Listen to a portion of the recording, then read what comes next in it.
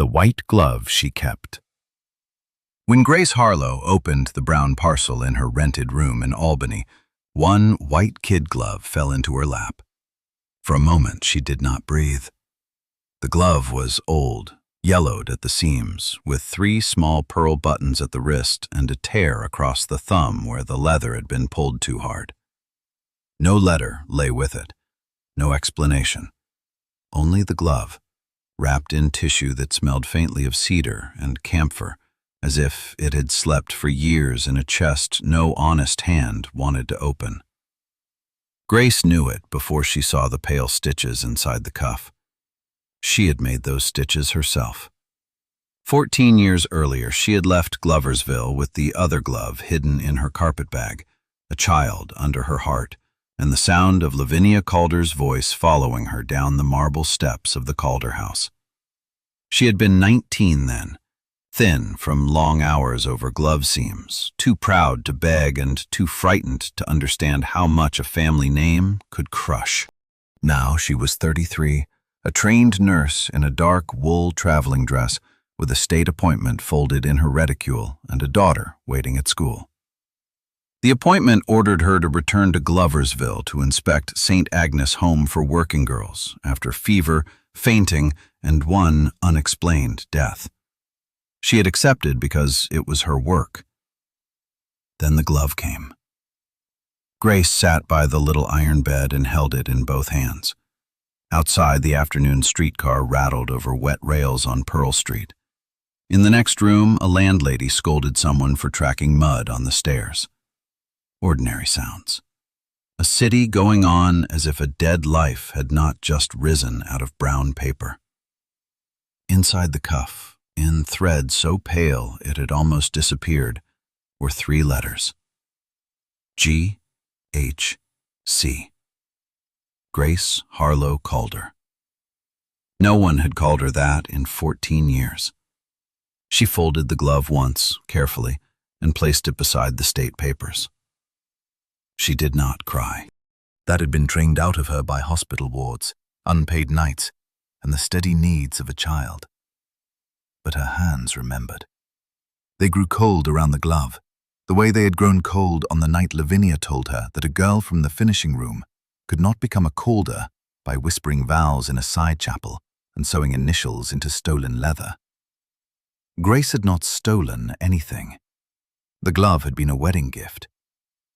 She took out the second glove from the cedar box beneath her bed. It had traveled with her through boarding rooms, laundry smells, hospital dormitories, and the small flat where her daughter Ruth had learned to read by lamplight. The pair lay together now for the first time since 1894. One glove had been kept by the woman who was cast out. The other had been kept by the woman who cast her out. That was why Grace knew the parcel was not a kindness. Not yet. It was a summons.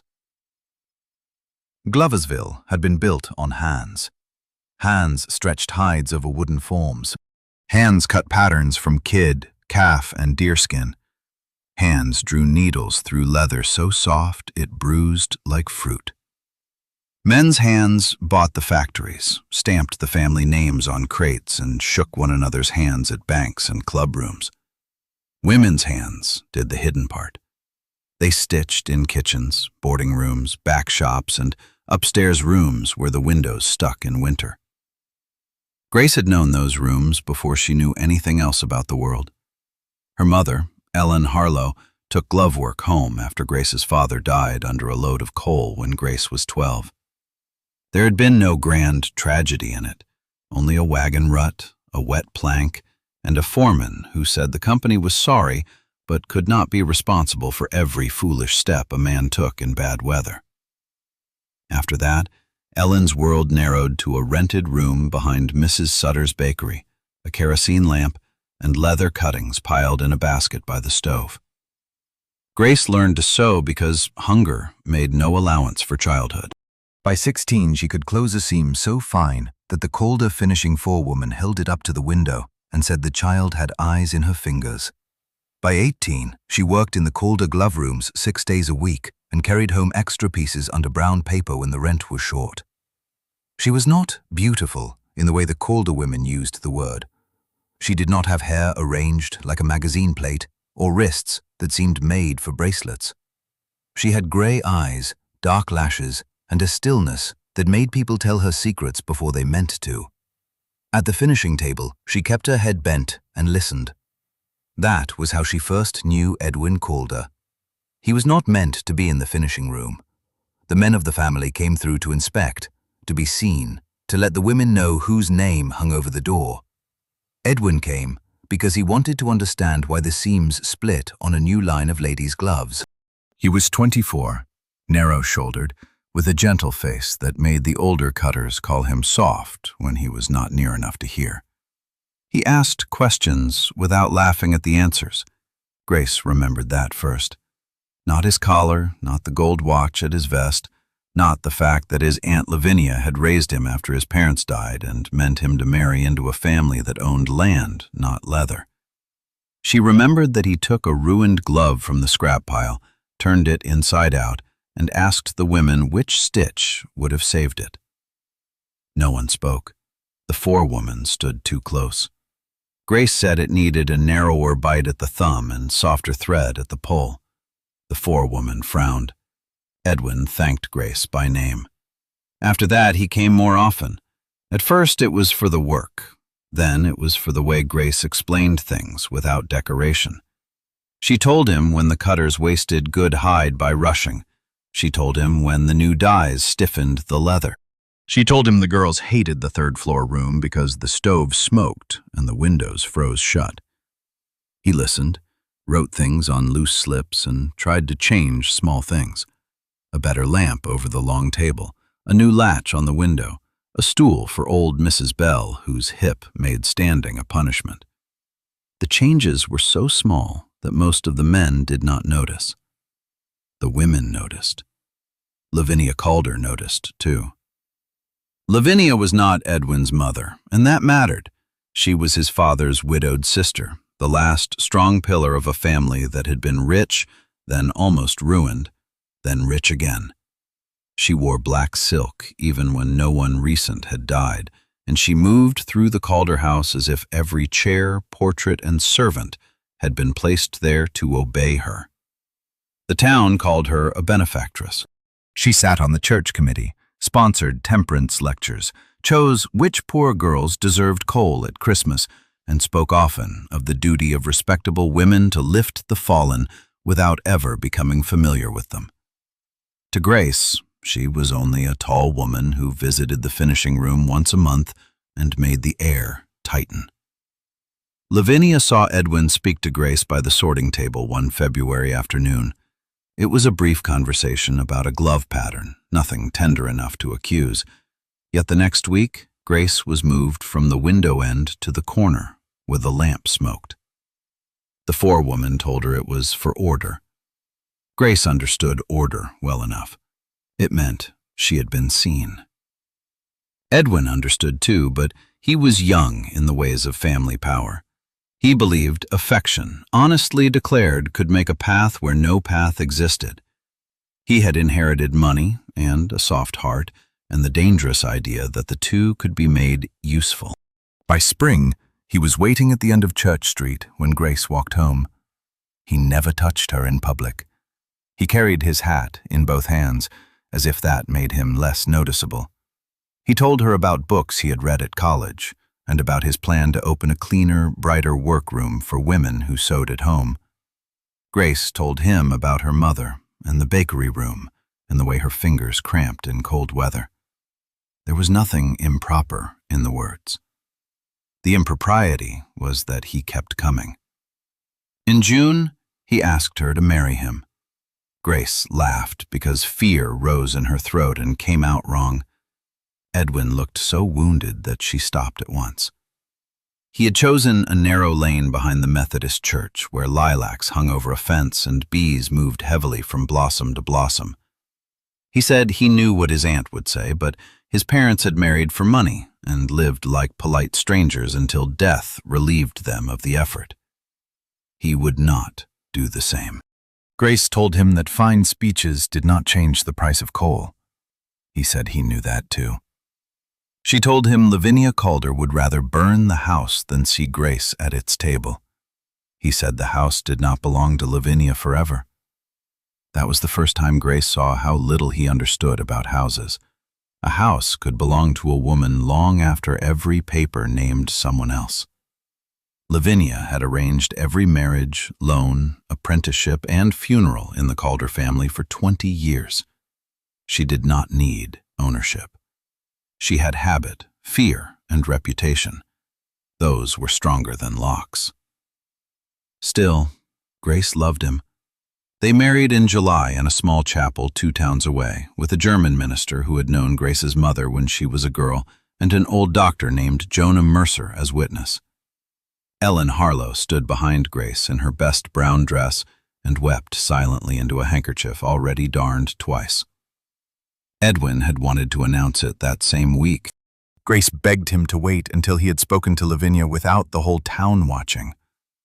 On the morning after the wedding, he brought her a pair of white kid gloves from the finest stock the factory had ever made. Not factory seconds, not charity.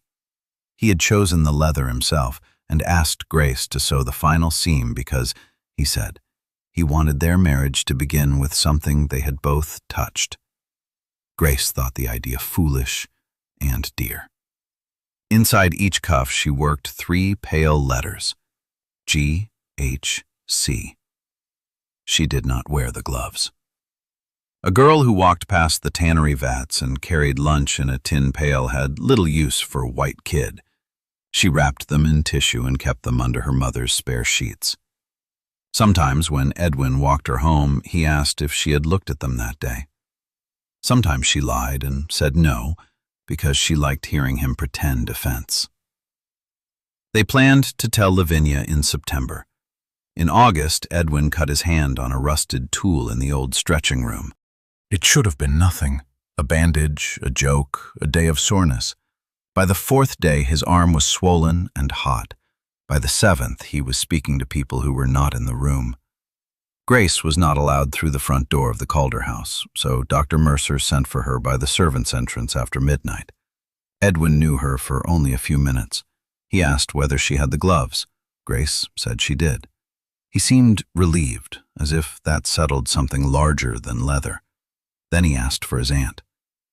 Lavinia stood by the bed with a face so still it might have been carved from the same white marble as the hall fireplace.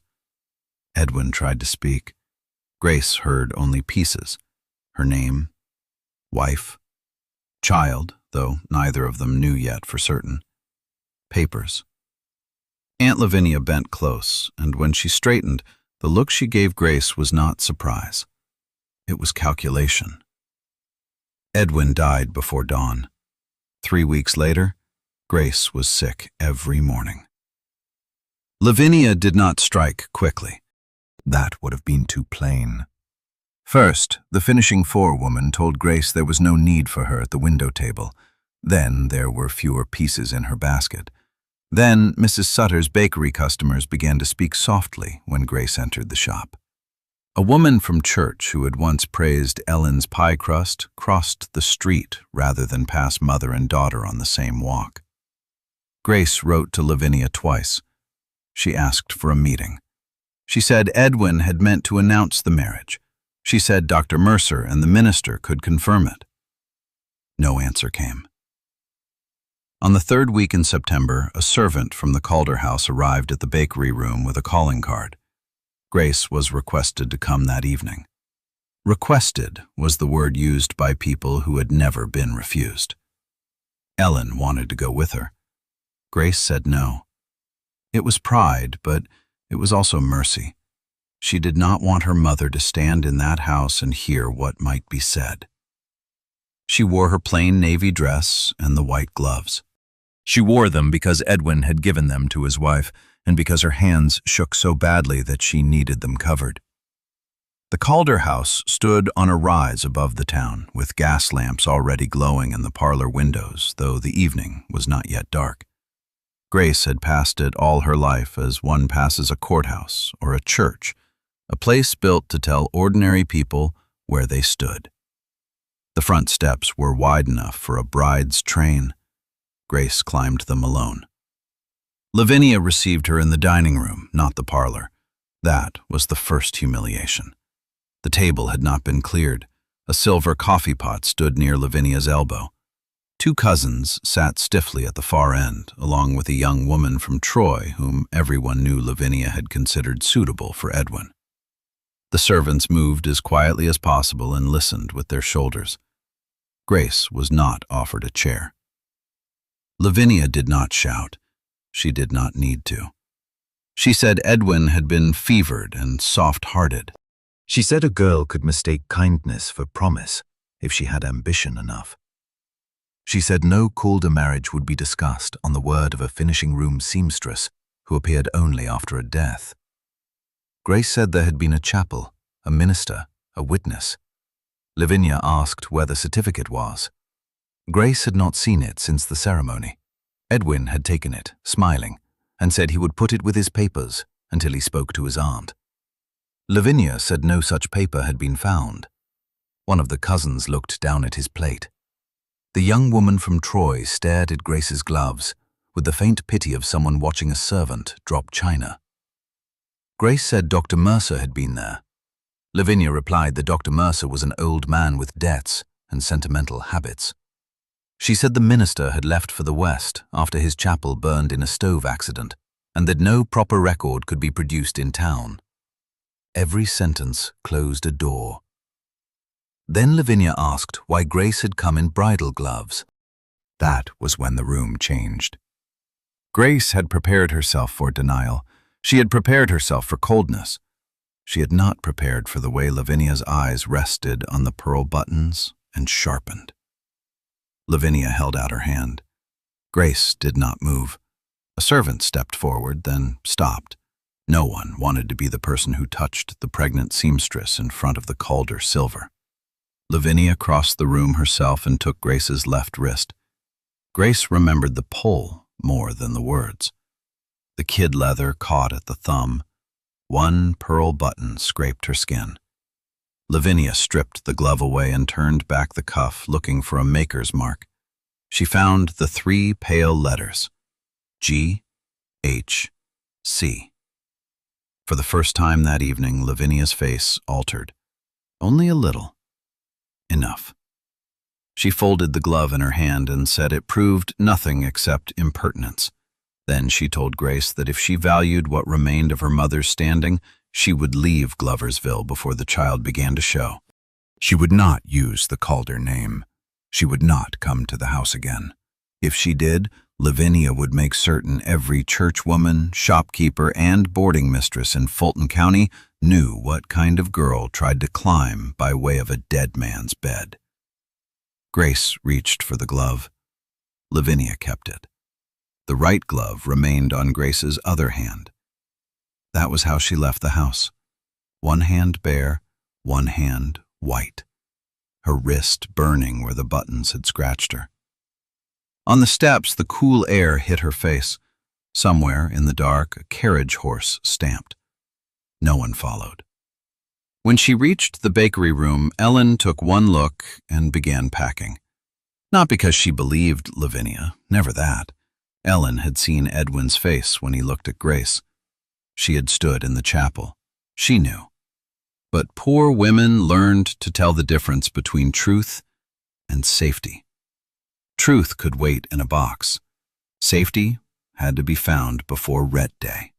They left for Albany 2 mornings later with 2 carpet bags, a sewing basket, $6, and 1 white glove wrapped in a handkerchief. Grace did not return for 14 years. She gave birth to Ruth in a room above a laundry, with her mother boiling water on a stove that smoked and a midwife who smelled of carbolic and onions. On the birth paper, when the clerk asked for the child's father, Grace said Edwin Calder. The clerk looked at her dress, her bare ring finger, and the tired woman beside her. He wrote Edwin C. Harlow by mistake or by judgment. Grace was too weak to argue. For a long time she hated herself for that silence. Ellen found washing work. Grace sewed until her eyes blurred. When Ruth was 2, a visiting nurse came to the laundry court during a measles outbreak and showed Grace how to cool a fever without panic. She was a plain woman with rough red hands and a manner that made frightened mothers obey without feeling small. Grace watched her move from bed to bed, carrying no family name, no fortune, no permission from Lavinia Calder, yet changing the air in every room she entered. That was the first time Grace wanted a different life. It did not arrive generously. She studied at night, taking borrowed nursing manuals home under her shawl. She scrubbed hospital floors before she was allowed near patients. She learned to lift men twice her size, to bathe women who apologized for needing help, to hold dying children while their mothers slept from exhaustion in chairs. She learned that pity was useless unless it brought clean sheets, broth, fresh air, and the courage to stand between the weak and the person who frightened them. Ellen died when Ruth was 6. Before the burial, she pressed the remaining glove into Grace's hand. She had kept it hidden in the lining of her workbox. She told Grace that someday Ruth would need to know her mother had not invented love out of loneliness. Then she was gone, and Grace was alone with a child, a half-name, and a grief too practical to indulge. Years passed in wards and rented rooms. Ruth grew long-legged and solemn, with Edwin's thoughtful mouth and Grace's habit of listening before she spoke. Grace became the kind of nurse doctors trusted, because she saw what happened after they left. The Women's Protective League began sending her to inspect boarding houses where working girls fainted over machines, laundries where steam burned lungs, homes where respectable committees kept windows shut to preserve virtue and spread sickness. By 1908, she had learned how to write reports no board could dismiss as female alarm. She had also learned not to tremble when powerful people called her insolent. Then, St. Agnes Home for Working Girls appeared on her desk. The home had been founded by Lavinia Calder. St. Agnes stood on Maple Avenue, 3 streets below the Calder house and 1 street above the glove shops. Its brick front carried an iron cross at the roofline and a carved motto over the door: "Industry is protection." Grace paused beneath it on her first morning back and felt the sentence settle against her like a hand on the shoulder. The driver who brought her from the station did not know her. That helped. He set down her valise, asked whether she was the nurse from Albany, and told her the town had been buzzing since the committee learned the state was sending a woman instead of a gray-bearded physician. Grace paid him, lifted her bag, and looked once toward the hill where the Calder house stood behind bare trees. It was late March. Snow still lay in the gutters in blackened ridges. The air smelled of thawing dirt, coal smoke, and leather. She had thought the smell would break her. It did not. It entered her lungs like an old sentence and found no answer there. The matron at St. Agnes was a narrow woman named Miss Peel, with a ring of keys at her waist and lips that seemed always prepared to refuse. She greeted Grace in the front hall beneath a portrait of Lavinia Calder in younger widowhood. In the painting, Lavinia's black dress had a sheen like beetle wings, and one hand rested on a Bible while the other held a glove. Grace noticed that at once. Miss Peel explained the rules before she showed the rooms. Girls rose at 5:30, prayers at 6, breakfast at past, work assignments after. Some did mending for local shops, some learned plain cooking, some were convalescents from the glove rooms and laundries. No callers without approval, no idle reading, no girl permitted to leave after dusk. The home accepted only those who could be improved. Grace asked what happened to those who could not. Miss Peel said the home was not a refuge for stubbornness. The first ward held 12 iron beds and 1 window open less than an inch. 2 girls sat propped against pillows, sewing glove linings with blankets over their knees. One had a cough that pulled deep in her chest. Another hid her hand when Grace entered, but not before Grace saw the swollen joints and broken skin around the nails. Grace set down her bag and began with the window. Miss Peel said the girls were delicate and must not be chilled. Grace said stale air had killed more delicate girls than March ever had. She lifted the sash herself, That small act traveled through the building faster than a shout. By noon, every girl in St. Agnes knew the nurse from Albany had opened the window in Ward 1 without asking permission. Grace inspected quietly. The kitchen had good copper pots and weak broth. The pantry held donated preserves, locked behind wire mesh while the girls ate thin oatmeal. The washroom drains smelled foul. The infirmary cupboard contained laudanum, mustard plasters, old bandages, and a thermometer with a cracked case. The night register showed fevers marked as nervous spells. Fainting was frequent on Tuesdays and Fridays, the days piecework was delivered. She did not accuse. She wrote. At dinner, she sat with the girls instead of the committee table. Miss Peel disliked that more than the window. The girls disliked it too, at first. Respectable visitors usually spoke to them as a group, praising industry and warning against temptation. Grace asked one girl whether the soup needed salt. She asked another how long her cough had kept her from sleep. She asked a third why she held her right arm against her side. Slowly, as spoons moved and the matron pretended not to listen, pieces emerged. The dead girl had been named Annie Moss, 17, sent from a laundry after fainting twice. Officially, she had died of weak constitution. Unofficially, she had coughed blood into a towel for 3 weeks and kept sewing because Miss Peel said idleness fed self-pity. The girl with the arm was Maggie Donnelly, a small Irish girl with copper hair hidden under a kerchief. She was not ill, not in the ordinary way. She was expecting a child and trying to keep her shape hidden under loose aprons. Her fiancé had gone to Syracuse to find work and had not returned. Miss Peel had discovered the pregnancy 3 days earlier. Grace knew the look in Maggie's eyes. It was the look of someone standing in a room where everyone had already decided what her story meant. That evening, Grace wrote her first preliminary note to the state physician. Ventilation inadequate, food insufficient, piecework assigned to convalescents, infectious symptoms misclassified, pregnant resident at risk of punitive expulsion. She used calm words because calm words traveled farther in official envelopes. Then she opened her valise and took out the 2 white gloves. She had meant to leave them in Albany. At the last moment, she had packed them beneath her spare collar. Now they lay on the washstand, palms upward, like 2 questions. At 9 o'clock, someone knocked, softly. Grace expected Miss Peel. Instead, an old woman stood in the corridor with a candle cupped in one hand. Her hair was white, her shoulders bent, but Grace knew the set of her mouth before the name came. Ada Trask had been a parlor maid at the Calder house the night Grace was summoned to the dining room. 14 years had thinned her, but it had not erased the way she looked at doors before entering, as if every room might contain a person with the power to dismiss her. She asked whether the parcel had reached Albany. Grace held the door wider.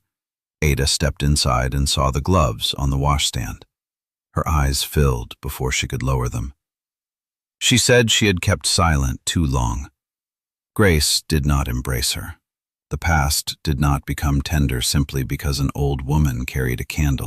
She offered a chair, and Ada sat on its edge like a servant who expected to be told the chair was not for her. The story came in pieces. After Edwin died, Lavinia had ordered his room cleared. Ada was sent to gather linen. In the writing case by the bed, she saw a folded certificate and a small chapel ribbon. Before she could touch them, Lavinia entered. Edwin had given those papers to his aunt during his last clear hour, asking her to protect his wife if the fever took him. Ada heard that much through the half-open door. Grace listened without moving. Ada said Lavinia locked the papers in her private desk. A week later, the desk was empty. Ada did not know whether they were burned, hidden, or sent away. She only knew Lavinia kept 1 white glove in a cedar box. Sometimes, when the house was quiet, she took it out and sat with it in her lap. That image did not comfort Grace. It angered her more than hatred would have. A person who believed herself innocent did not sit for years with a glove she had stolen. Ada twisted the edge of her shawl. She had left service at the Calder house only last winter when her hands grew too stiff. Now she cleaned 2 mornings a week at St. Agnes. She had seen Maggie Donnelly crying in the linen room. She had heard Miss Peel say the girl would be sent out before she became a stain on the home. That was why Ada mailed the glove. Not for Grace, or not only for Grace, because another young woman was standing where Grace had stood, and Ada could not bear to watch another door close.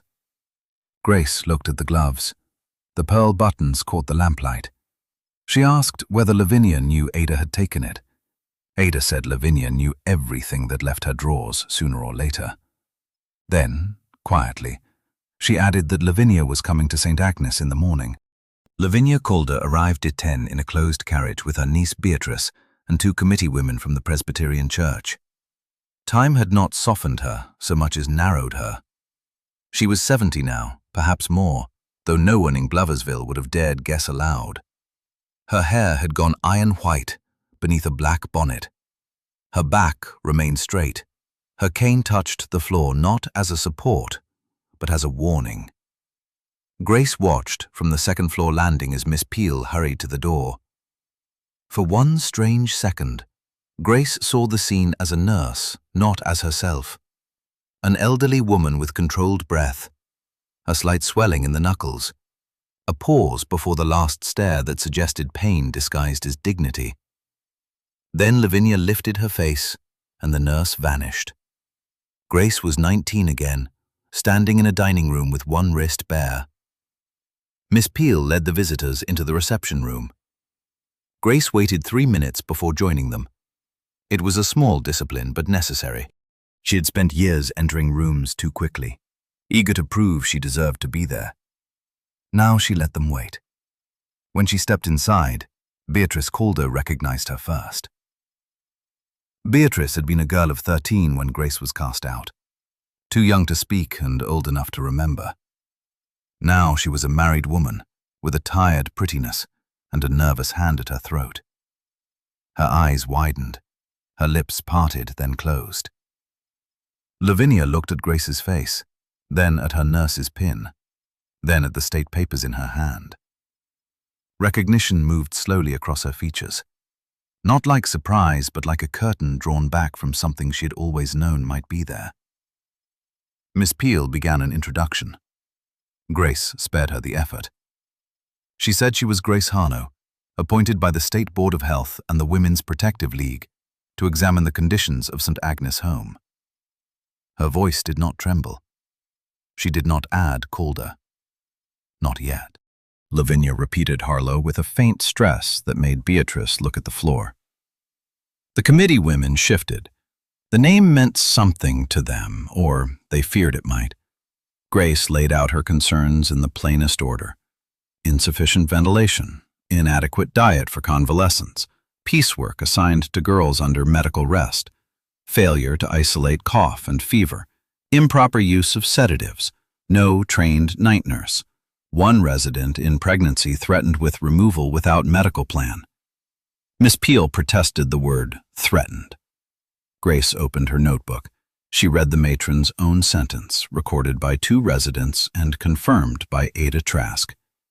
Maggie Donnelly would be sent out before her condition became visible. Lavinia's cane tapped once. She said, St. Agnes was founded to rescue girls from ruin, not to make ruin comfortable. There it was, the old sentence in new dress. Grace felt every woman in the room lean toward it. Respectable women had a talent for making cruelty sound like furniture polish. Clean, sharp, necessary for the preservation of fine things. She answered as a nurse. A pregnant girl put into the street in March would not become moral. She would become cold, hungry, an easy prey for anyone who offered a bed. If St. Agnes existed to protect working girls, it would begin with the ones whose danger offended the committee's taste. One of the churchwomen murmured that the town would misunderstand. Grace said the town had misunderstood many things and survived. Beatrice made a small sound, almost a breath. Lavinia turned her head slightly. and Beatrice went silent. For the next hour, Grace walked them through the wards. She did not dramatize. She opened windows, showed the kitchen stores, examined the washroom drains, and asked girls questions in front of the committee so the answers could not be folded away later. Maggie Donnelly stood pale beside her bed, hands clasped below her apron. When Lavinia entered, the girl dropped her eyes so quickly Grace had to steady her own anger. Grace asked Maggie whether she had eaten breakfast. Maggie whispered that she had not been hungry. Grace asked the cook what had been served. The answer was weak tea and bread without butter. Lavinia said appetite was often spoiled by conscience. Grace turned then, not sharply, slowly enough that everyone saw the movement. She said hunger was not a moral correction. No one spoke. In Ward 1, the coughing girl, Lucy Pryor, tried to sit upright and began to choke. Grace crossed the room, lifted her, and held a cloth to her mouth. Blood spotted the white linen. Miss Peel went gray. Beatrice took one step forward before remembering she had not been invited to help. Grace issued her first order in the hallway. Lucy was to be moved to a separate room with open air, nourishing food, and a physician before evening. All piecework in the wards would cease. Maggie Donnelly was not to be removed without written medical approval and placement. The pantry stores would be unlocked for patients under nurse direction. Miss Peel looked to Lavinia. Lavinia looked at Grace. Grace saw the moment Lavinia understood that the old weapons would not work in this corridor. There was no dining table, no family silver, no dead man's certificate locked away. There were sick girls, state authority, and a nurse who had learned the value of witnesses. Lavinia said the committee would meet before accepting outside interference. Grace said the committee could meet as long as it wished. Her temporary orders stood until the state physician reviewed them. The cane tapped again, but this time the sound was smaller. News traveled through Gloversville in the old ways, over counters, under church hats, through kitchen doors, along the benches where men waited for the barber. By the second day, everyone knew the nurse from Albany had challenged Lavinia Calder inside St. Agnes. By the third, half the town had remembered Grace Harlow. Memory did not return cleanly. It came dressed in rumor. Some said she had been Edwin Calder's sweetheart. Some said she had claimed more than that. Some said she had run away before anyone could ask questions. Some said Lavinia had paid her to leave, which Grace almost found amusing when Ada repeated it with embarrassment. People preferred money in a story because it made cruelty sound like a bargain. Grace kept working. She moved Lucy Pryor to a back room with the best light and hired, over Miss Peel's objection, a young practical nurse from Johnstown for night duty. She persuaded Dr. Felton, the town physician, to examine all girls with cough or fever. He was not cruel, only accustomed to letting committees decide which suffering deserved urgency. Grace's reports made that habit uncomfortable. Maggie Donnelly became her shadow for 3 days. Not deliberately. Fear had narrowed the girl until she followed the safest person in any room without thinking. Grace gave her simple tasks, folding clean cloths, carrying broth, reading temperature marks aloud. Maggie's hands shook less when they were useful. On the fourth evening, Grace found her in the linen room, crying into a stack of sheets. The fiancé in Syracuse had written at last, or rather his sister had. He had taken work in a machine shop and lodged with cousins. He wanted Maggie to wait, but not come. He said the city was no place for a girl in trouble. He said he needed time. Time was what men often requested when women were already carrying the consequences. Grace sat beside Maggie on an overturned crate. The room smelled of starch, soap, and damp brick. Below them, a delivery wagon rattled over the stones. Grace did not say the young man would return. She did not say he would not. False comfort was another form of cowardice. She said Maggie would not be put out. Maggie asked how Grace could promise that. Grace looked at the shelves of folded sheets. She thought of Ellen Harlow packing carpet bags by lamplight. She thought of her own birthroom above the laundry. She thought of Ruth's first winter, when the window froze inside, and Grace warmed the baby's feet under her own skirt while sewing seams by candlelight. She told Maggie that promises did not always need a man's name under them. It was nearly direct speech, more than Grace usually allowed herself. Maggie cried harder, but the sound changed. Less panic, more grief. Grief could be survived. That night, Grace wrote Ruth a long letter. She did not describe Lavinia in full. Ruth knew pieces of the past, enough to understand that her father had died before he could protect them, and that her mother had left Gloversville because truth without power can be dangerous. But Grace had never told her about the dining room, the glove torn from her hand, the certificate that vanished. She had thought she was protecting Ruth from bitterness. Now she wondered whether silence had protected anyone. She told Ruth about St. Agnes instead, about the girls, the windows, the broth, the way courage sometimes began as a clean pillowcase and an open sash. She enclosed a pressed violet that Maggie had found between pages of an old hymn book and offered shyly because Miss Grace looked like someone who had forgotten spring. She did not mention the gloves. Not yet. Beatrice Calder came the next afternoon without Lavinia. Grace found her in the reception room, seated beneath a portrait, twisting a pair of grey gloves in her lap. Beatrice had married a paper mill owner and returned to town after his death with 2 little boys and more debts than her mourning dress suggested. Grace knew that much from Ada. Widowhood did not make all women sisters, but it stripped varnish from the differences between them. Beatrice said she had come to ask after Lucy Pryor. Grace gave the medical facts. Fever lower, cough still dangerous, rest essential. Beatrice nodded, then looked toward the closed door. She said she remembered the evening Grace came to dinner. Grace did not help her. The silence lengthened until Beatrice had to walk through it herself. She said she had been 13 and frightened of Aunt Lavinia. She had wanted to tell someone that Edwin spoke of Grace often, that he had shown Beatrice the white gloves wrapped in tissue and said his wife had the cleverest hands in New York State. Grace felt the words strike, but she kept her face still. Beatrice said she had not spoken because children in that house learned early which truths made them inconvenient. Later, when she was old enough to be ashamed, shame had become its own silence. The apology was real, but late. Late apologies were like winter sunlight. They showed the shape of a room but did not warm it much. Grace said Beatrice had been a child. Beatrice answered that girls became women while still obeying childhood fears. Then she took something from her reticule, a small tin photograph, worn at the edges. Edwin stood beside a work table, one hand resting on a stack of glove forms.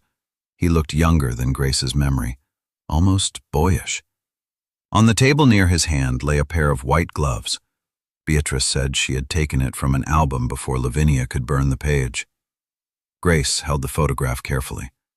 She did not need it to remember Edwin, but Ruth had never seen her father's face except in Grace's descriptions, and descriptions were thin food for a child hungry for shape and proof. Grace thanked her. Beatrice began to cry then, quietly and with humiliation, as if tears were another failure. She said Lavinia wanted the committee to remove Grace from the inspection. She had written to 2 men in Albany and spoken of old scandal, personal resentment, and instability in women who nursed too long among the poor. Grace was not surprised. Beatrice added that the board meeting would be held Saturday evening in the St. Agnes Assembly Room, with the town physician, the church committee, 2 factory owners, and Mr. Calder's old attorney. Lavinia meant to make it public enough to discredit Grace without calling it public. That sounded like Lavinia. A hanging arranged as a tea visit. Grace set the photograph beside her notebook. She thanked Beatrice for the warning and asked whether she would attend. Beatrice looked frightened again. Grace did not press. Courage, borrowed from another person, often failed at the door. But when Beatrice left, she paused under the portrait and looked up at Lavinia's painted face. For the first time, Grace saw dislike in her expression, old and tired and beginning to ripen into something useful. The Saturday meeting was held in the assembly room where the girls usually heard improving lectures. Miss Peel ordered the benches polished and the framed mottos straightened. Cleanliness is next to godliness. Idle hands invite sorrow. A girl's reputation is her fortune. Grace read the last one twice and nearly laughed, though nothing in her felt light. By 7 o'clock, gas lamps hissed along the walls. Rain tapped the tall windows. The room filled with black coats, dark dresses, damp umbrellas, and the guarded excitement of people who had been promised moral difficulty. The girls of St. Agnes were not invited, which meant they gathered on the staircase and in the upper hall until Miss Peel drove them back. Grace knew they would listen through the vents. She wanted them to. Lavinia took the front chair beneath the largest motto. Beatrice sat 2 seats behind her, pale but present. Dr. Felton came with his spectacles low on his nose and Lucy Pryor's temperature notes in his pocket. Mr. Orville Pike, the attorney who had served the Calders for decades, arranged his papers with dry little taps. 2 factory owners stood near the stove, smelling of wet wool and cigar smoke. Grace placed her medical bag on the table and laid out her report. She had dressed plainly. Dark wool, white collar, nurse's pin, hair pinned smooth. She wore no gloves. The white pair lay folded in her bag, not as ornament, not as plea, but as weight. She did not know whether she would bring them out. She hoped not. She no longer wanted her pain to be the strongest evidence in a room. Sick girls should have been enough. Lavinia opened with gratitude so polished it cut. She thanked Grace for her zeal and regretted that personal history might have clouded professional judgment. She spoke of St. Agnes as a Christian home, not a hospital, and said its purpose was to form character as well as restore health. She admitted minor defects in ventilation, the sort any old building might have in March. She denied cruelty. She denied negligence. She denied that Maggie Donnelly had been threatened, saying the home merely required moral clarity before extending shelter. Then she turned slightly, so the room could see her profile. She said Miss Harlow had once made claims upon the Calder family that grief and decency prevented them from answering publicly. She would not revive them unless forced. She asked the board to consider whether a woman with an old resentment should hold power over an institution founded by those she had reason to dislike. There was the dining room again. The same table, only wider. Grace felt the old cold in her hands. For one moment, she saw herself from above, a working girl, one glove gone, everyone waiting to see if she would plead. Then a cough came through the ceiling vent. A girl's cough, deep and wet. Lucy, or someone like Lucy. The sound brought Grace back. She stood. She did not answer the old accusation first. That would have pleased the room. Scandal had an appetite, and she would not feed it before the girls had eaten. She began with temperatures, dates, meals served, hours of rest interrupted by piecework, windows nailed or painted shut, the absence of isolation after bloody sputum, the use of moral discipline where medical treatment was required. She read Annie Moss's timeline from admission to death, every day marked by a missed sign. Not one number concerned money. Not one sentence needed pity.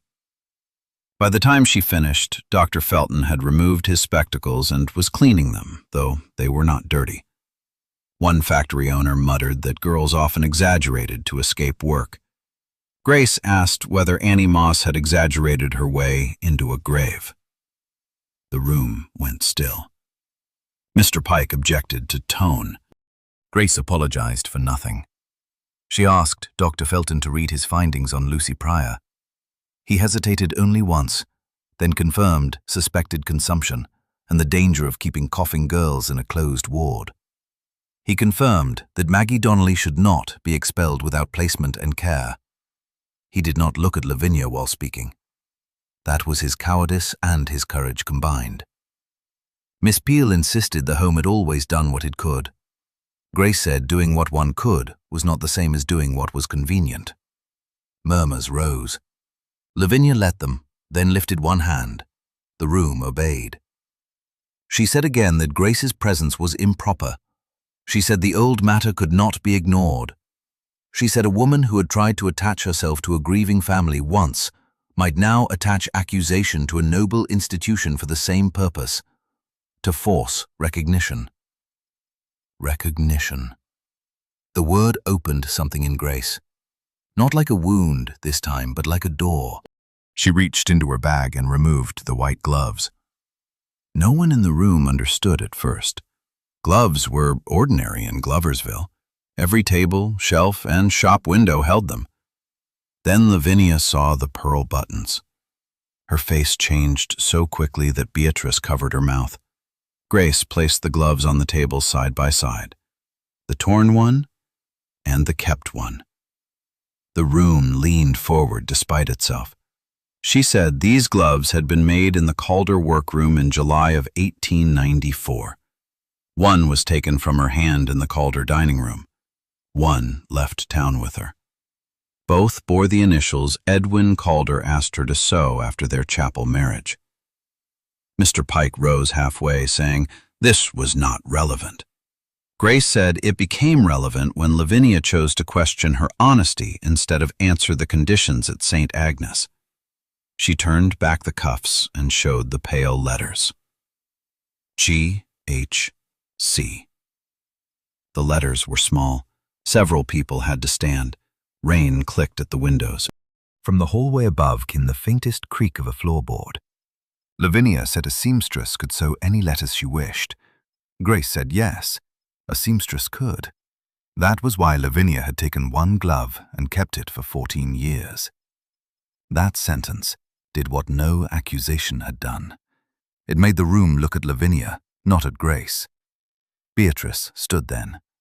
Her movement was clumsy, almost unwilling, but once she was upright, she did not sit again. She told the room that Edwin had shown her those gloves before his death. He had called Grace his wife. He had said he meant to bring her to the Calder house when Aunt Lavinia calmed. Beatrice's voice shook, but it carried. She said she had been a child and had kept silent because she was afraid. Lavinia did not look at her. Ada Trask came in from the side door before anyone could decide whether to stop her. She wore her old black service dress, shiny at the elbows. She had not been invited. Grace had not known she would come. Ada stood with both hands clasped at her waist and told the room what she had told Grace: the certificate in Edwin's writing case, the request at the deathbed, the glove kept in the cedar box. Mr. Pike demanded whether she had proof. Ada looked at him with the weary contempt of a servant who had dusted his chair for 20 years. She said proof had been what the family hired men to remove. It was the boldest thing Grace had ever heard her say. Lavinia rose. For a second, Grace thought she would fall. Beatrice reached toward her, but Lavinia waved her away. The old woman looked not at Grace, not at Ada, not at the gloves. She looked at the motto over the wall. A girl's reputation is her fortune. Then she said very quietly that St. Agnes had rules. It was not an answer. It was all she had left. Grace gathered the gloves and returned them to the table before her.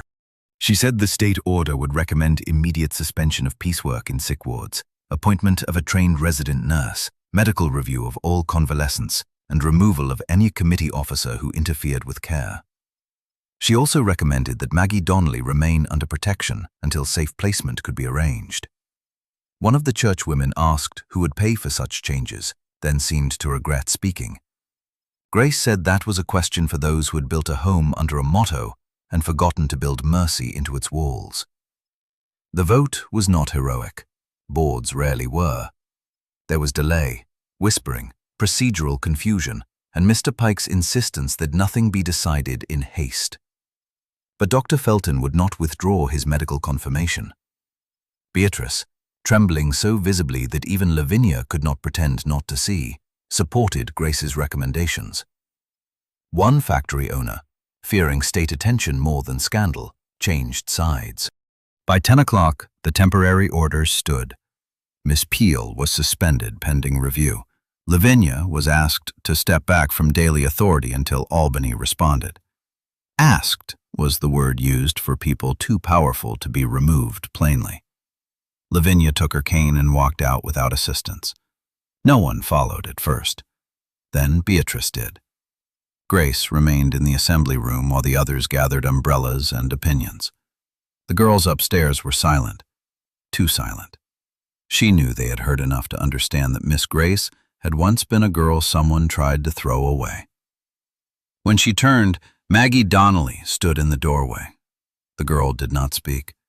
She only looked at the gloves on the table and then at Grace's bare hands.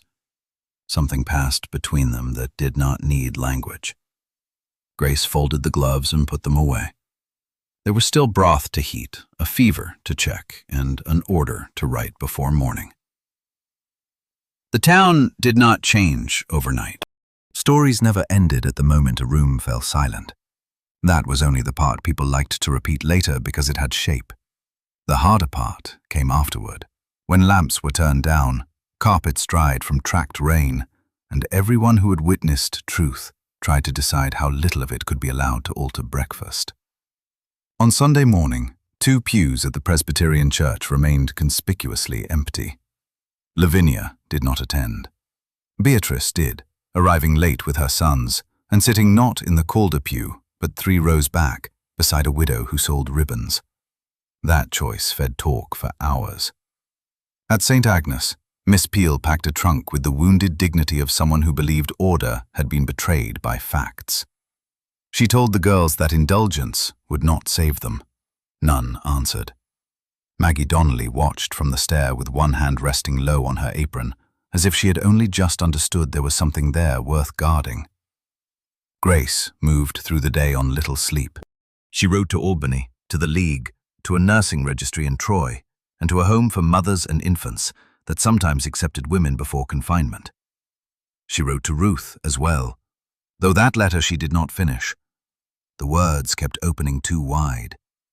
How did a mother write that a name had been stolen before her child was born? How did she explain that silence, once chosen for protection, could become a second theft? She set the unfinished letter aside. By Monday, a temporary nurse named Helen March arrived with a carpet bag, 2 clean aprons, and the brisk cheer of a woman who had survived worse committees than this one. Grace liked her within 10 minutes. Helen inspected the wards, sniffed the pantry, opened 3 windows, and said St. Agnes smelled like boiled rules. That almost made Grace laugh. With Helen in place, Grace could examine records of care. She had no interest in the private arrangements by which committees congratulated themselves. She looked at admission cards, diet notes, physician calls, discharge dates, and the little moral comments Miss Peel had written in margins, as if character could be diagnosed like fever. Annie Moss's card was thin, too thin. Admitted for weakness, assigned light sewing, appetite poor, disposition inclined to melancholy, discharged by death. Grace read those 4 words several times. Discharged by death. The phrase was so tidy it seemed to hide the body. In the drawer behind Annie's card, she found a packet of unfinished glove linings tied with blue thread. Annie's work. The seams were careful at first, then uneven near the end, when illness must have shaken her hands. Grace untied the packet and sat with it a long time. The white gloves had been her own symbol, but Annie's unfinished seams were the argument no committee should have needed. That afternoon, Annie's mother came. Mrs. Moss was a washerwoman from a street Grace remembered from childhood, though they had never met. She wore a shawl patched at both elbows and held her hat in her hands because grief had made her forget she could put it down. Miss Peel had told her Annie passed peacefully and wanted for nothing. Someone from the kitchen, emboldened by recent changes, had sent word that the nurse from Albany might tell her more. Grace brought her into the small office and closed the door. There were truths that healed and truths that merely spread the wound. Grace chose carefully. She said Annie had been sicker than the home admitted. She said conditions had failed her. She said a state review would include her name. She did not promise punishment. She had learned not to hand grieving mothers promises that depended on committees. Mrs. Moss listened without weeping. When Grace finished, the woman asked whether Annie had been afraid. Grace could not know. She said Annie had not been alone at the end because Ada had sat with her after midnight when the cough worsened. That much Ada had told her. Mrs. Moss closed her eyes. A small mercy entered the room, fragile and insufficient but real. Before leaving, Mrs. Moss touched the packet of unfinished linings. She asked if she might have one. Grace gave her the whole packet. Later, Lavinia sent for Grace. The message arrived on a Calder calling card carried by a boy in a cap too large for him. Miss Calder requested Miss Harlow's presence at the house at 4 o'clock. The wording was almost unchanged from 14 years earlier. Grace stood in the hall with the card in her hand and felt history trying to arrange the furniture again. Helen March told her not to go unless she wanted to. That was new. Once, no one had said such a thing to Grace. The choice itself felt like warm water on stiff fingers. She went because the work was not finished, but she did not go alone in spirit. She carried her medical bag, her state papers, and both gloves. Ada saw her leaving and pressed a folded handkerchief into her hand, as if Grace was still the girl on the steps. Grace took it. Kindness did not have to be timely to be received. The Calder house looked smaller in daylight. Not small, never that, but less like a courthouse, more like wood, stone, windows, and pride. The front steps were still wide. The parlor curtains still fell in heavy folds.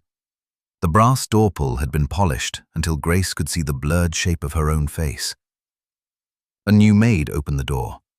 She did not know Grace. That helped too. Lavinia waited in the dining room. Of course she did. The table had been cleared this time. No cousins, no suitable young woman, no servants lingering with coffee. Only Lavinia in a high-backed chair and Beatrice standing near the window with red eyes.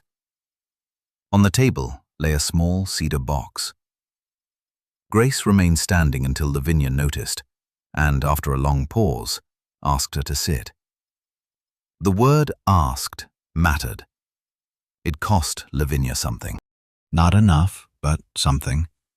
Lavinia said Mr. Pike had searched old papers. Grace looked at the cedar box, not at the lawyer's neat ribbon around it. Lavinia said certain items had been preserved after Edwin's death. Mislaid, perhaps, misunderstood. In a household of grief, things happened. Beatrice flinched. Grace waited. Lavinia opened the box. Inside lay a narrow chapel ribbon, a faded boutonniere, 2 small envelopes, and a folded certificate with broken creases. Grace knew the shape of it before Lavinia touched it. A marriage certificate did not look grand. It looked like any paper that could be lost if powerful hands wished it lost. The room tilted slightly. Grace placed one hand on the table until it steadied. Lavinia did not apologize. She said Edwin had been ill when he spoke, and she had been uncertain what was best for the family. She said there were claims, impostures, women who attached themselves to vulnerable men. She said the Calder name had enemies.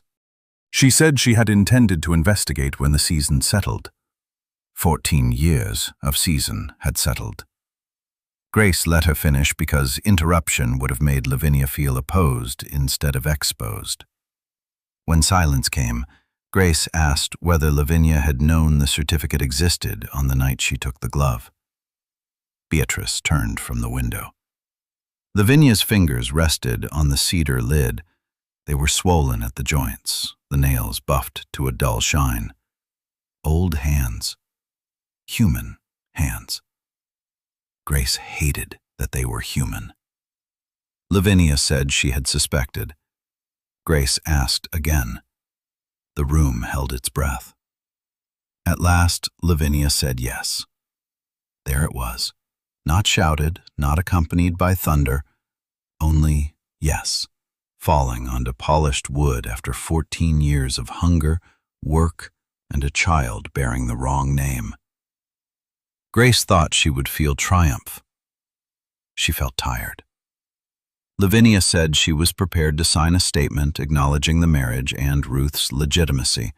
She said Mr. Pike could arrange correction of records. She said there might be a settlement, modest but suitable, considering Edwin's estate had long been distributed. Grace heard money enter the room like a draft under a door. She closed it. She said Ruth needed her father's name, not a purchase. Lavinia stiffened. Grace added that if any property or legal right belonged to Ruth, a court could decide it plainly, but she would not sit at the Calder table and accept hush money disguised as remorse. The word hush made Beatrice lower her head. Lavinia's face hardened. For a moment the old woman returned in full, the dining room, the stripped glove, the command to leave. Then the hardness faltered. She looked toward the portrait over the sideboard where Edwin's father stood, painted with one hand tucked into his coat. Perhaps she saw the dead. Perhaps she saw only the failure of control. She said Ruth was Edwin's child. Grace answered yes. Lavinia asked whether Ruth resembled him. The question was so late, so small, and so cruel in its lateness that Grace nearly refused it. Then she thought of Ruth, who deserved to be imagined by blood that had denied her. She said Ruth had his mouth when she was thinking, and his habit of forgiving books for being dull if the last chapter improved. Beatrice laughed once through tears. Lavinia looked down at the certificate. Her mouth moved, but no sound came. Grace realized with a strange, unwelcome clarity that Lavinia had punished herself too, though not in any way that balanced the scale. She had kept the glove, the certificate, the cedar box. She had preserved the truth she would not speak, as if hoarding evidence against herself could substitute for repentance. It could not. Grace took the certificate. The paper trembled in her hand, but not from fear, from the weight of arriving too late to save the girl who had needed it. Before she left, Lavinia said Grace could bring Ruth to the house. Grace looked around the dining room, the silver handles, the polished table, the chairs that had once seemed like judges. She imagined Ruth sitting there, watched by portraits and corrected by silence. She imagined Lavinia trying to love through rules. She imagined herself becoming again the young woman waiting to be permitted. She said Ruth would choose what house she wished to enter after she knew the truth. Then she walked out with the certificate in her bag and both gloves in her hand. This time, no one took anything from her wrist. Grace stayed in Gloversville 3 weeks longer than planned. The state physician arrived at last, a heavy man with a walrus mustache who seemed annoyed to discover Grace had already done the work. He inspected St. Agnes, agreed with most of her findings, softened some language for the comfort of donors, and added enough official weight that the committee could no longer treat reform as female disturbance. Miss Peel resigned rather than return under supervision. In her farewell note, she wrote that sentiment had conquered discipline. Helen March read the note aloud in the kitchen and said discipline had a remarkable talent for finding other women to do its laundry. The cook laughed so hard she dropped a spoon. Small changes began. Windows opened. Broth thickened. The donated preserves appeared at breakfast.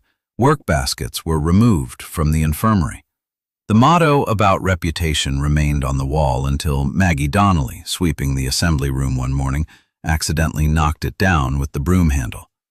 The glass cracked across the word fortune. No one could prove she had done it on purpose, and no one tried very hard. Grace sent the motto to the storage room and replaced it with a plain notice listing visiting hours for physicians, nurses, family, and approved friends. Miss March added, in smaller writing, that fresh air was not a privilege. Maggie began to eat. Her fiancé wrote again, this time saying he had found a room and asking whether she could come quietly before anyone in Syracuse knew. Grace read the letter with her because Maggie no longer trusted hope unless someone steady stood nearby. The letter was not noble. It was frightened, clumsy, and late. But it contained a room, a name, and an offer to marry before the child came. Grace arranged for Maggie to travel with a league matron, carrying a note to a physician, and money collected by the kitchen women in secret. Ada contributed 50 cents, wrapped in newspaper. She said it was for train sandwiches, and refused thanks. Before Maggie left, she came to Grace's office with a small parcel. Inside was a pair of infant mittens, sewn from soft, scrap flannel. The stitches were uneven, but careful. Maggie said they were not for Grace's daughter, who was too old, but maybe for remembering that small hands deserved warmth before they had done anything to earn it. Grace kept the mittens. Lucy Pryor did not recover quickly. Consumption was not a villain that left when windows opened. But she slept more, coughed less blood, and began writing letters to her sister in Utica. Dr. Felton, chastened by public scrutiny and perhaps by conscience, visited every other day without being summoned. He never apologized to Grace. Instead, he began asking her what she had observed before offering his opinion. That was apology in a language many men found safer. Beatrice came often. At first, she brought oranges and flannel. Then she stayed to read to the girls. Her sons came once and stood shyly in the hall, holding caps against their chests. The younger boy asked why the sick ladies were sewing nothing. Beatrice told him because rest was work when the body needed it. Grace heard that and looked up. Beatrice met her eyes. Something like friendship did not form, not yet, but a bridge began as a plank. Lavinia did not return to St. Agnes. Her absence became its own weather. Committee women still lowered their voices when her carriage passed. Mr. Pike continued to write letters full of careful phrases. The Calder factory owners complained that reforms would encourage dependency among girls, who already expected too much comfort. Grace answered with mortality rates, physician notes, and the names of mothers. Names were harder to dismiss than categories. At the end of the second week, Ruth arrived. Grace had sent for her after filing the marriage certificate with the county clerk. She met the afternoon stage with a heart so unsteady, she had to clasp her hands inside her muff. Ruth stepped down in her brown school coat, taller than Grace remembered from only 3 weeks apart, her dark braid falling over one shoulder. She carried her satchel and looked around at the town with Edwin's solemn mouth. Grace embraced her too tightly. Ruth tolerated it for 3 seconds, then hugged back with sudden fierceness. In the rented room above Mrs. Keller's millinery shop, Grace told her everything. Not all at once. Truth given to a child needed breath around it. She began with the chapel, the gloves, Edwin's illness. She explained Lavinia's denial without making cruelty into thunder. She showed Ruth the photograph Beatrice had saved. Ruth held it near the lamp and touched the edge with one finger. She said he looked kind. Grace said he was. Ruth asked whether kindness was enough. There were moments when a child asked a question so adult it felt like theft. Grace sat beside her and answered honestly. Kindness had not been enough to save them. But it had been real, and real things mattered, even when they failed. Then she showed Ruth the gloves. Ruth did not cry. She was like Grace in that. Tears came to her later, in private, after her mind had arranged the facts. She turned back the cuff and read the initials. G.H.C. She asked whether she was a Calder too. Grace said yes, if she wanted the name. No one would force it on her, and no one had the right to keep it from her. That night, Ruth slept with the photograph under her pillow. The next day, Grace took her to the county office. The clerk was younger than the first one, with sandy hair and ink on his cuff. He examined the marriage certificate, the physician's witness statement Dr. Mercer had written before his death and preserved in court files, Lavinia's signed acknowledgement, and Ruth's birth paper. He scratched his head as if truth were a column that refused to add properly. Then he made the correction. Ruth Harlow became Ruth Calder by law. Grace watched the pen move and felt no choir of justice, no bright flame, only a steady settling, like a bone eased back into place after years of being carried wrong. Outside, Ruth asked whether they were rich now. Grace laughed for the first time since the parcel arrived. She said, no. Ruth considered this and said that was probably for the best because she did not know how to behave rich and had exams in arithmetic to worry about. Grace laughed again, and this time the sound surprised them both. Lavinia asked to see Ruth on a Wednesday. The request came through Beatrice, not a calling card. That was another small cost. Beatrice found Grace in the St. Agnes kitchen where Helen March was teaching two girls to make beef tea without boiling all virtue out of it. Beatrice waited until they were in the hall before saying her aunt had not slept well and wished to meet Edwin's daughter. Grace said Ruth would decide. Beatrice nodded, as if she had expected that answer and respected it. She said Lavinia was not asking Ruth to come to the house. She would receive her in the garden, if that felt easier. It was April by then. The snow had gone. Mud gripped carriage wheels in the lower streets, but on the hill, crocuses had opened under the bare lilacs. Grace told Ruth the request that evening. She did not hide the difficulty. She said Lavinia had wronged them gravely. She said meeting her would not require forgiveness, affection, or even politeness beyond what Ruth chose to give. Ruth listened with the photograph of Edwin on her lap. She asked whether Lavinia had loved her father. Grace said yes, in the way Lavinia understood love, possessively, fearfully, with too many rules and not enough mercy.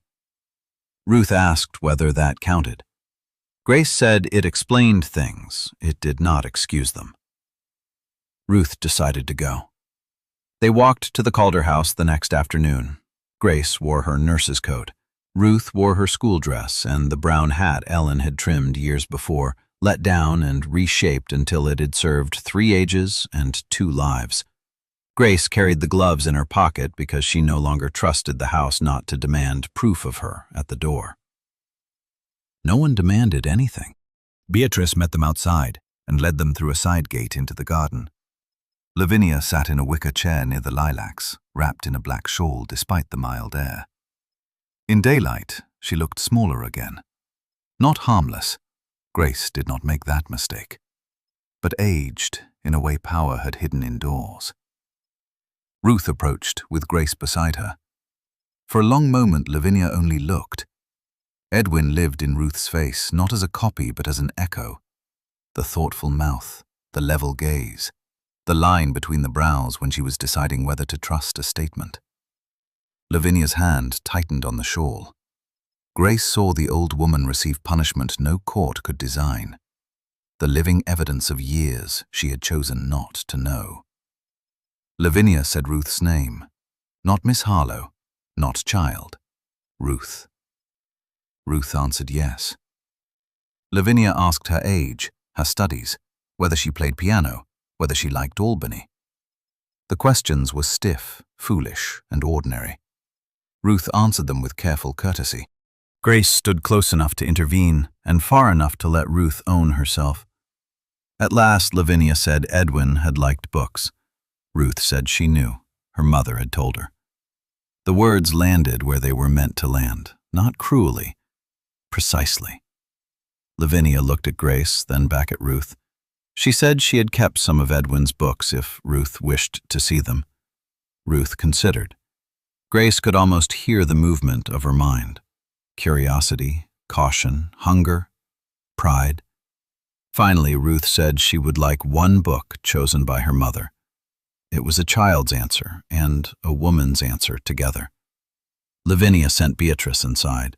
While they waited, the garden held an awkward peace. A bee moved in the lilacs. A carriage passed beyond the hedge.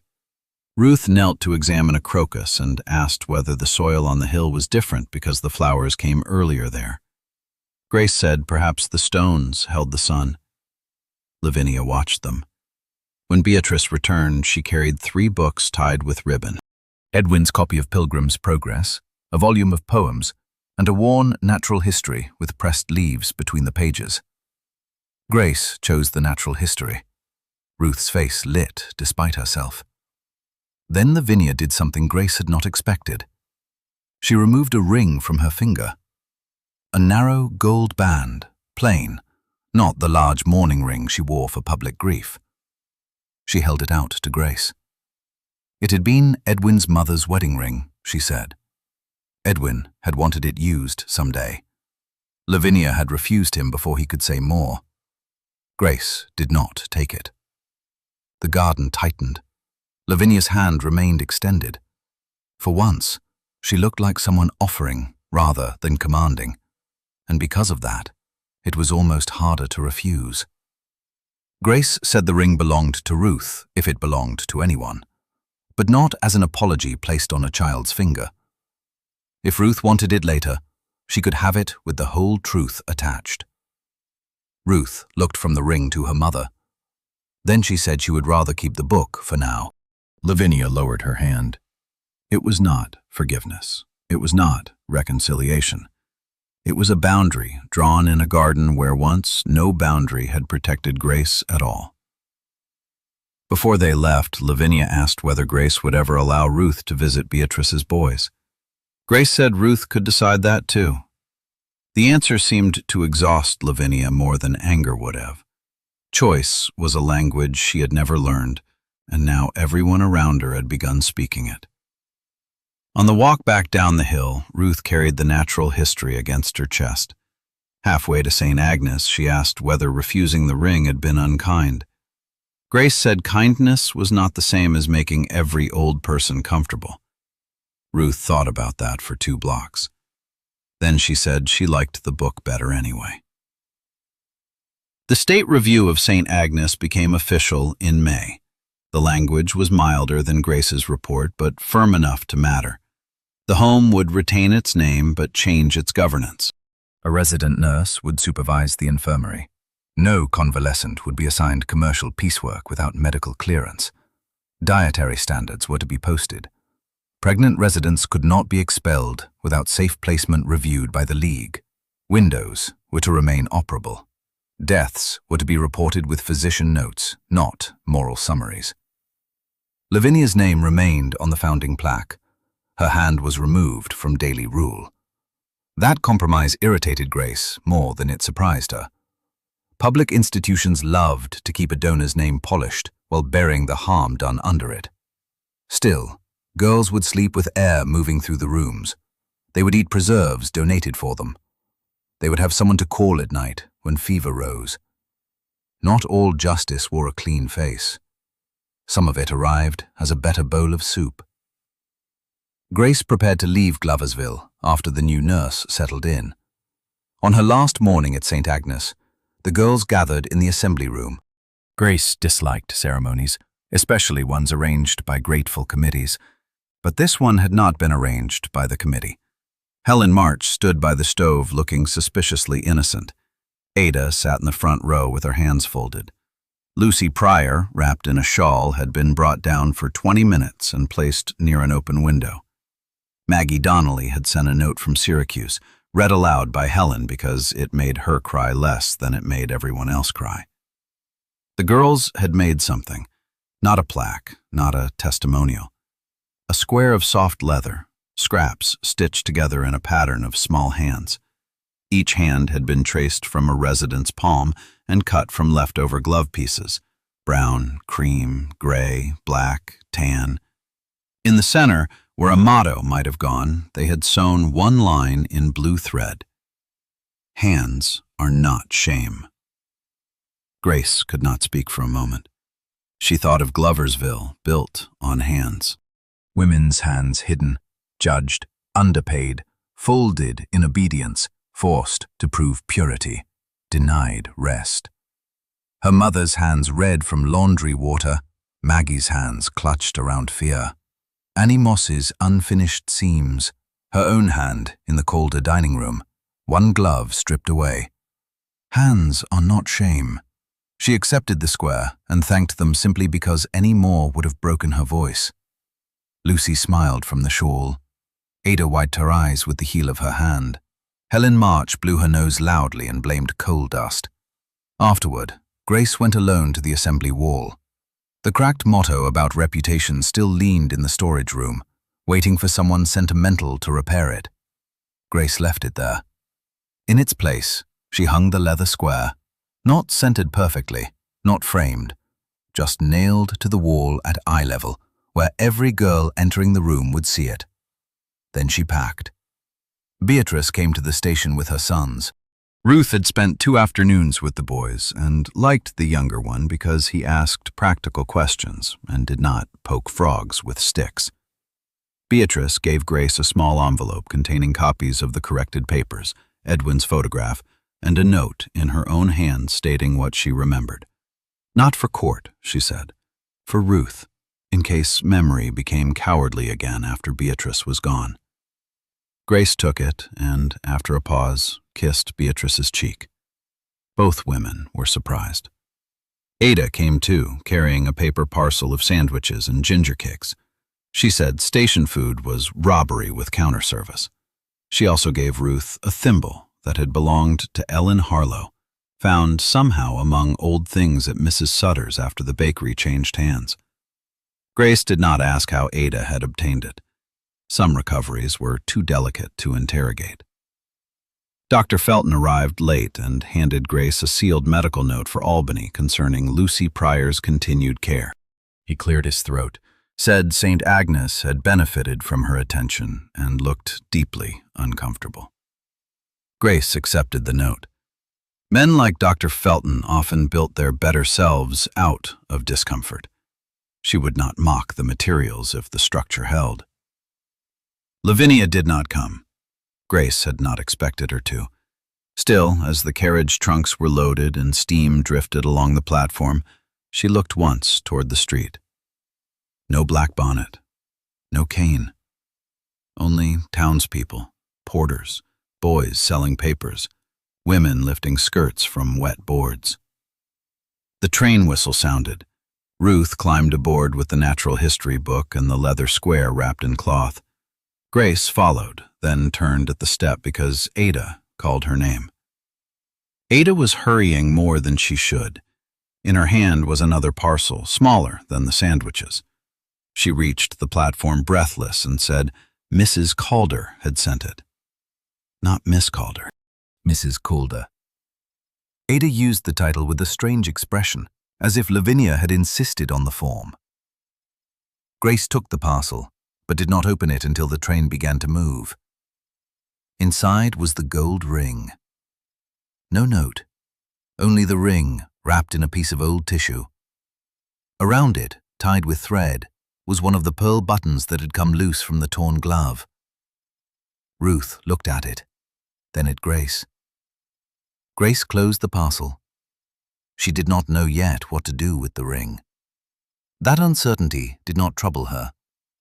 For 14 years, decisions about Edwin's family had been made in rooms where she was not allowed to sit. Now she could take time. Outside the window, Gloversville slid past. Shop fronts, chimneys, wet yards, the hill with the Calder house half hidden by trees. The town did not apologize. Towns rarely did. They simply receded, leaving people to decide what to carry. Grace carried the certificate, the photograph, the gloves, the leather square, her mother's thimble, Maggie's infant mittens, and a child who now knew the shape of her own name. That was enough for one journey. Albany looked different when they returned, though nothing had changed. The same streetcars rattled, the same landlady complained about coal dust, the same kettle in Grace's rented room took too long to boil. But Ruth moved through the rooms with a new carefulness, as if invisible furniture had been added. She placed Edwin's natural history book on the shelf beside her school books, then moved it to the table, then back again. The corrected birth paper she did not ask to see after the first night, but Grace noticed that Ruth wrote her full name in the margin of an arithmetic exercise. Ruth Calder. The letters looked both strange and inevitable. Grace returned to work within 3 days. A boarding house near the river had scarlet fever. A laundry on South Pearl Street had 3 women with burned forearms and an owner who insisted steam taught care.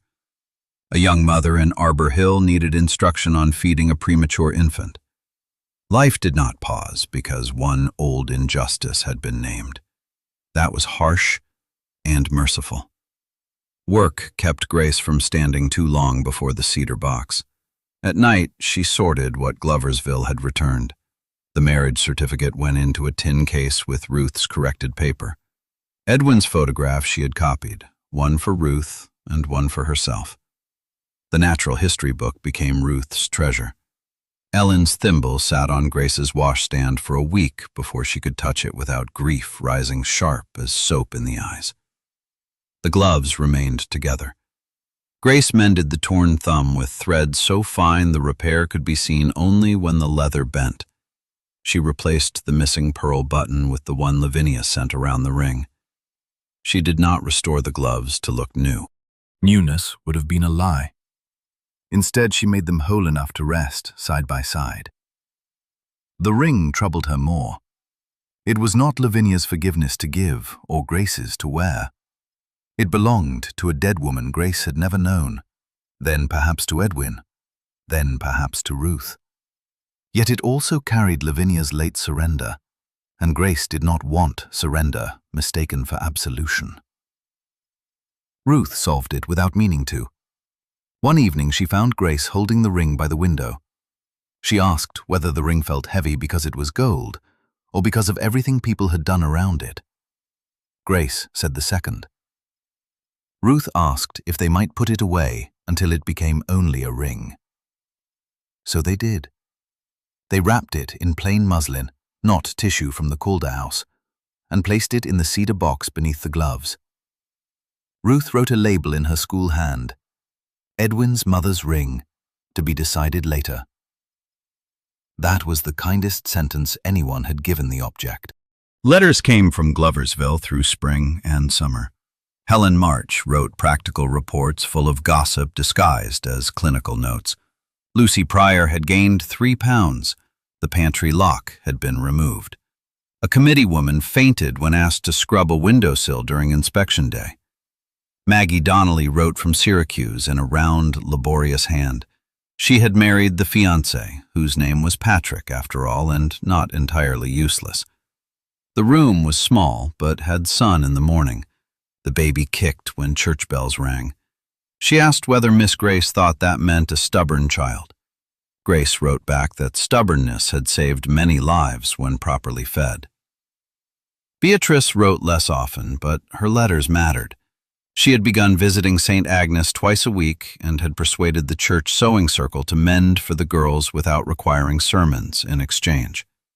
She also wrote that Lavinia's health was failing. The old woman spent hours in the garden and had asked once whether Ruth liked the natural history. Beatrice did not press for a visit.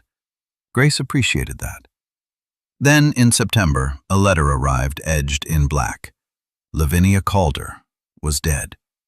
Grace read the line twice.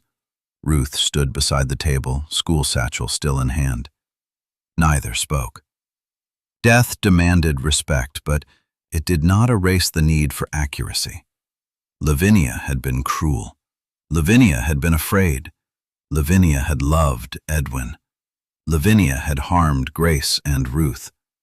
Lavinia had sent the ring. All of that remained true in the same room. Beatrice's letter said Lavinia had left instructions. Not a fortune, not a dramatic reversal. The Calder estate was complicated, diminished by business troubles and family obligations. But there was a bequest in Ruth's name for education, placed under Beatrice's trusteeship until Ruth came of age. There was also a written statement, signed before witnesses, acknowledging Grace as Edwin's lawful wife, and Ruth as his daughter. Copies had been sent to the county and to Grace. Grace sat down slowly. Ruth asked whether they had to be grateful. Grace answered that they had to be honest. Gratitude might come for the useful part. It did not have to cover the wound. Ruth accepted that with visible relief. The funeral was in Gloversville. Beatrice asked if they would attend. Grace gave Ruth the choice, and Ruth, after a long walk alone, said yes. Not for Lavinia, exactly. For Edwin. For the part of the family that had been denied space to stand. They traveled 2 days later. The church was full. Death gave Lavinia what life had demanded: attendance, black hats, careful whispers, the smell of lilies heavy enough to make breathing deliberate. Grace and Ruth entered quietly and sat beside Beatrice, not in the front pew, but not hidden. A wave of recognition passed through the congregation. This time Grace did not lower her eyes. The minister spoke of public service, discipline, duty, and charity. He did not speak of fear. Ministers often avoided the most instructive parts of the dead. Grace listened without bitterness. A funeral was not a trial. Lavinia had already met whatever court waited beyond breath. At the graveside, Beatrice took Ruth's hand. Grace saw it and did not stop her. Afterward, the family returned to the Calder house for cold meats, coffee, and the quiet performance of inheritance. Grace dreaded the dining room, but Ruth asked to see Edwin's room before they left. Beatrice took them upstairs by a back stair once used by servants and children. The room had been preserved too neatly, like a memory no one had known how to live with. Books, a narrow bed, a writing case on the desk. Grace stood at the threshold. 14 years of imagined rooms collapsed into one ordinary chamber. Ruth walked to the desk and touched the writing case. Beatrice opened it with a key Lavinia had left for her. Inside were pencils, brittle envelopes, a dried leaf, and a scrap of kid leather with Edwin's handwriting on the back. Grace knew the leather at once. It was from the same white stock as the gloves. The writing had faded, but could still be read. For Grace, whose hands know how to make torn things hold. 7 words. No declaration grand enough for a courtroom, no defense against Lavinia. Just Edwin, young and alive, believing a gift could carry love safely into the future. Grace pressed the leather to her lips before she thought better of it. Ruth looked away, giving her mother privacy for grief that had waited longer than Ruth had been alive. After Lavinia's death, the Calder house changed by inches. Beatrice did not move into it.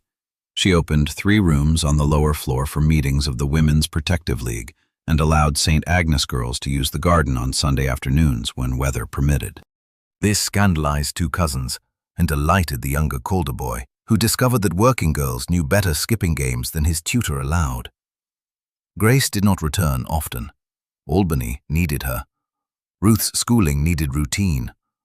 Wounds, even healed, could ache if inspected too frequently. But she and Beatrice wrote.